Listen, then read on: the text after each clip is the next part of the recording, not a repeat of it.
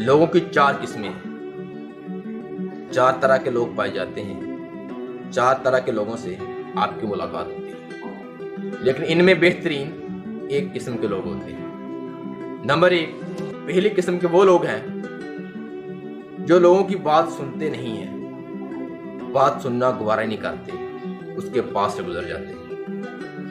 Number 2, वो लोग होते हैं जो किसी बंदे की पूरी बात नहीं सुनते और उसकी आधी बात काट कर उसको जवाब देना शुरू कर देते हैं।